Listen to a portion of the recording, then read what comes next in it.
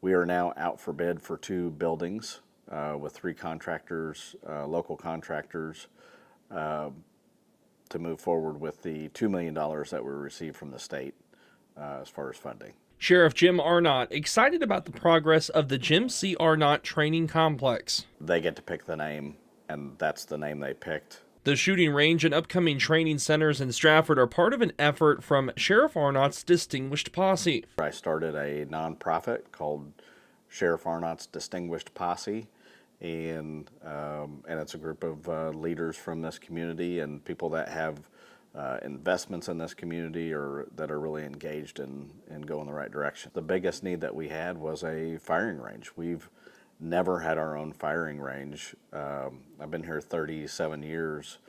We've never had our own firing range. We get bounced from Springfield Police Department to the Federal Medical Center to a field in Bodark to the shooting range and Andy B. Dalton shooting range in Bodark. Sheriff Arnott was open about a couple members of the group. Daryl Wilson, owner of Wilson Logistics, he's a member of the posse. He said, hey, I'm building a new trucking complex out here.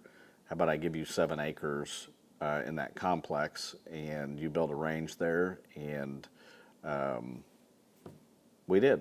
And so that's what started it. People that want to identify themselves, they can. So there's some obvious ones because one of the buildings is the Plaster family training center, which that would be the Plaster family, obviously. Oak Star Bank, there's people from Oak Star Bank in the posse.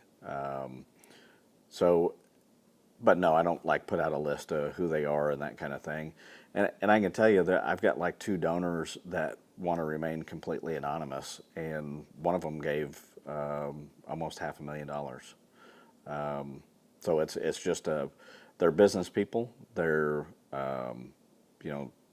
they're just good people, a part of the community that seen the need for the issue. We started the nonprofit because it made sense. The effort also includes $2 million from the state budget. It was a general budget. It was a grant through Department of Public Safety, and it was put in the governor's budget. The governor put it in the budget and signed off on it, and that's how we received it. While Arnott says the Greene County Sheriff's Office is the last in the area to have their own shooting range, he says it was impossible to put one in on Division Street, where the new jail opened several years ago. Railroad tracks. We couldn't shoot towards the railroad tracks. If we could have got something out here, we would, but there was not enough space to do it. And the directions that we would be shooting it'd be too close to the public on this side, with the cemetery being here and lots of people over there all the time. We couldn't go that direction because of the roadway is right there, and we couldn't go towards the railroad tracks, and we couldn't go back towards the airport. So that's the reason. So what's all included in this new complex?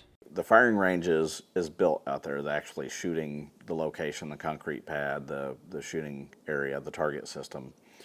But we needed a training building that they can do classroom, they can clean the guns, that we can store the ammunition, we can do scenario-based training that's inside the classroom. So that's the Plaster training building. We have another building, it's basically a close quarter combat building. So it's a training building where we'll use simunition guns, and it's multi-level. So we can change walls around, we can make different scenarios, and they can do live training in there, not only with the simunition rounds, but also with our canines working together with them. So it's a training building. Arnott says the nonprofit owns the complex and could lease the grounds to the sheriff's office long term, but would open it to other agencies and groups. We're open to any law enforcement agency utilizing. In fact, we have several that are for sure going to use it. We're open to anybody to use it. No, we don't want to make any money off of it. That's not what it's for. We just want to be able to keep the lights on. The sheriff's office will be signing a lease for the range, so they'll have the long-term lease. It'll be like $1 a year, something insignificant like that, and then they will they will run it. So whoever the sheriff's office wants to bring in to either host trainings or whatever, they can do that. But then we'll also, as the posse, do private events. So we will, churches that want to do safety and security and firearms training, I'm open for that. I've been contacted by Boy Scouts to do firearms training, absolutely. National Rifle Association came down and basically inspected our range and gave it a very high rating, and they want to do events here. The sheriff's office owns nothing at that range. It is totally privately funded through the nonprofit.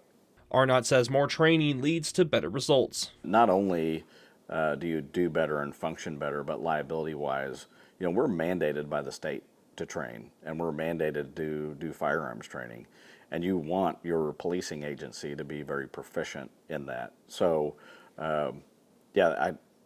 you can't put a number on it. It's a mandate. You have to do it. So, the ability to not do it well has been detrimental to us. This gives us the location, the equipment, and the ability to get everybody through training and then also take it to our community too. So this is a huge win, and this is not, we have got some taxpayer money because we've got grants, but the majority of this place is by private citizen.